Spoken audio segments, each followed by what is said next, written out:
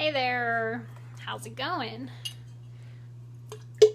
Trying to finish up this anti-inflammatory drink that I made this morning. This is what it's made out of.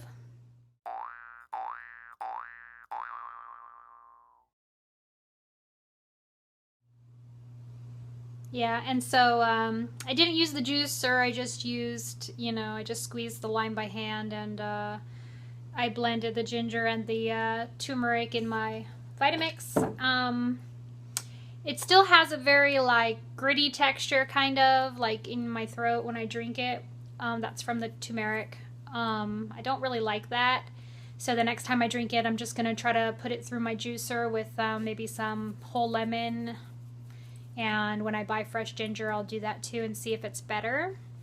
It doesn't taste the greatest, but my back doesn't hurt right now, so maybe it helped. I don't know if it's just because I'm up and I'm not laying down anymore, because usually, like, after I'm up for a while, my back won't hurt.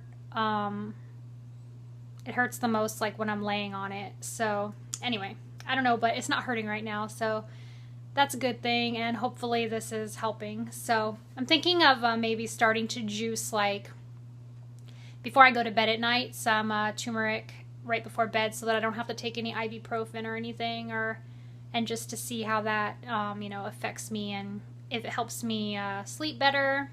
I actually slept through the whole night last night and didn't wake up until 6 a.m. this morning, but I still woke up with my back hurting really bad.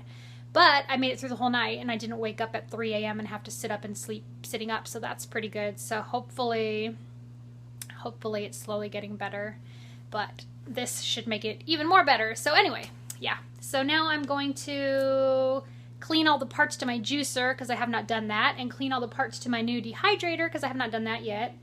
And then I might start experimenting. I'm thinking the first thing I'm going to make is fruit roll-ups for my kids.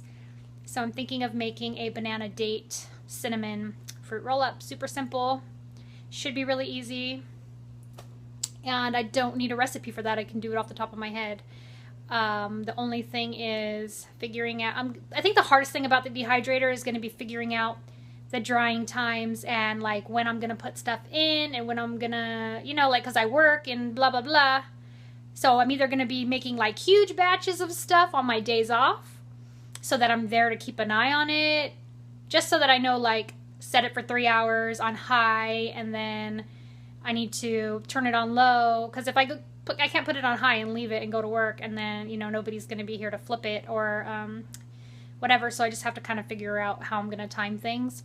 But I'm sure with practice and trial and error, I will figure it out. So it comes with an awesome book that explains, like, everything. So, but it does say that you could leave it on like 120 degrees, or it even says that it doesn't kill the enzymes up to 145 degrees, according to, what's her name?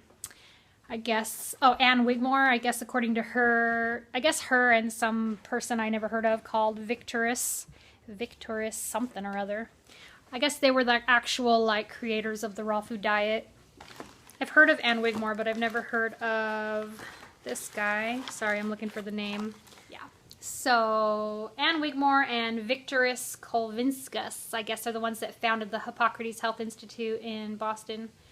And it says that they did tests on the enzymes and stuff, and you can actually heat your food up to 145 degrees, and the enzymes will still stay intact.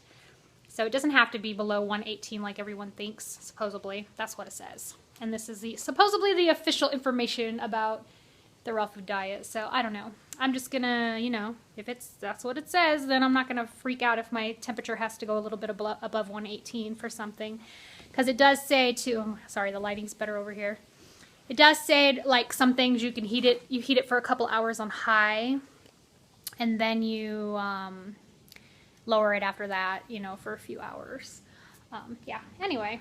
I'm sure you guys are probably bored about me talking about my dehydrator, but I'm sure you'll be excited when I make some recipes with it, won't you?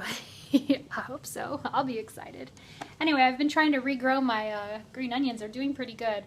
The weird thing is, all the tall ones have grown in like the last 2 days, but the other ones are not growing. And like, it's weird because like this one looks like it's dying. It's like dried out.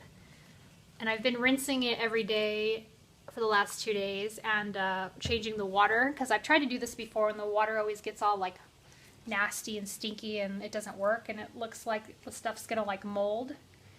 So it's kind of weird that the top ones are growing but the bottom ones are not. And I tried to stick it up here where there's some sunlight, but the way the sun has been moving, it hasn't been coming through the skylight and hitting the top of this, so it's kind of like in the middle of the thing here, and I can't give it sun. And I ended up sticking my basil plant outside, and it's been attracting bees, which is not really good because it's right outside our front door and they keep trying to come in the house. And we had like 3 bees in the house the other day. We were trying to save them because I don't want to kill any bees, you know. Oh, so there's the UPS guy out front. It's not for me though. I already got my packages. So yeah, anyway, my plant's out here.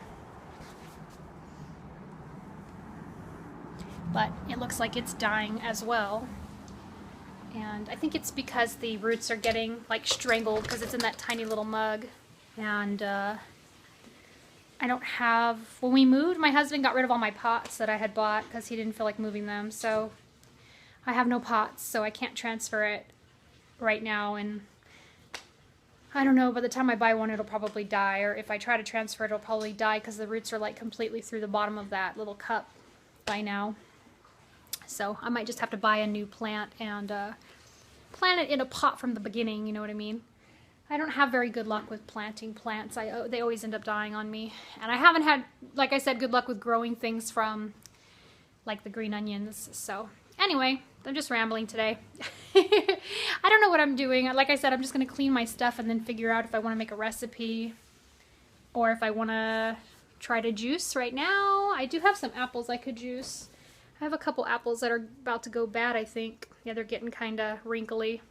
They've been sitting here for a while. I should probably juice them because nobody's eaten them.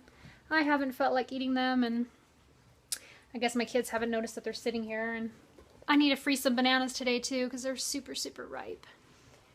And yeah, anyway, this video is getting really long, so I'll see you guys in a little bit. Bye.